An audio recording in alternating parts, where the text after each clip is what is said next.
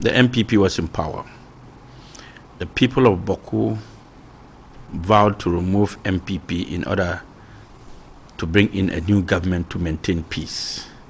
They voted out the MPP to bring in President Mahama to help maintain peace. They were sure, very sure, that when President Mahama is voted into power, there will be peace.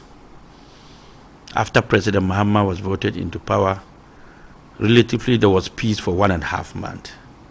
Lately, there have been some challenges, again, that has to do with some military men and citizens of the community claiming that the military is being biased and treating them unfairly. And they are calling on government to, as a matter of fact, help solve the problem of Bawku. I have even called on government, the new government, on the issue of Bawku. And I was being informed that the president has directed Asante to continue with the mediation of solving Bawku crisis. And that since it has started from the previous government, he's not going to truncate it, but rather allow it to continue and find lasting peace to Bawku. I have also done my investigation from the office of Asante, and I'm being told sooner or later a ruling will be given to the issue of Bawku, who is the legitimate king of Bawku and who is an impostor. What we need in Bawku is peace. What we need in Bawku is to live together in harmony. We are one blood, one family. Whether Mampusi or Kusasi, they are family. But then we should know who is the king of Bawku. It must be made clear so that everybody will know. If you are taking a gun out, then you are not going out to fight because of any kind of chieftaincy. You are a criminal. Because youth are dying, the young ones are dying on daily basis, and I'm not happy.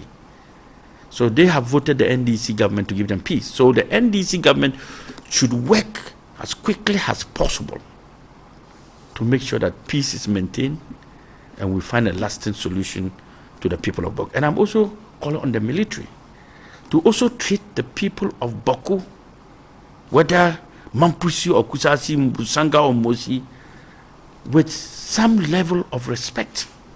The mere fact that people are fighting does not give anybody the right to kill them. They are fighting among themselves. If you have come to maintain peace, you should not kill, terrorize them, beat them up. I'm told one military man lost his life. My condolences to the family of that military man. And as a matter of fact, if they go to Bawku to maintain peace and lives are lost, of course, you will know the wrath of the military. But then, as an intelligence officers, it is their duty to fish out the perpetrators of that crime and not include everybody and be beating people randomly. That is not their duty.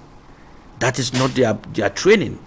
Their training is to be able to get whoever has committed a crime and pick that person out. You can't just invade a whole community and be beating everybody. You can't invade a whole town and be beating everybody because they've killed somebody. Where the killing has happened, find intelligent officers. That is why you're an intelligent officer. What happened and how did it happen? You definitely get the perpetrators of that crime and punish them squarely. Now, if you go beating people randomly and they decide to retaliate, don't forget the difference between a civilian and a military man is a gun. So when the civilian is holding a gun, there's no difference between a civilian and a military man. So we don't want it to get to a stage where the civilians will engage the military men, or the military men will engage the civilians. We are already battling with they themselves fighting among themselves. So I'm calling on the CDS to find peace in Bawku, and if necessary, change some of the commanders in Bawku and reshuffle them so that there will be peace. They should always, every 2-3 months, they should reshuffle all the police and the military in Bawku so that we can have peace. And I pray for peace for the people of Bawku.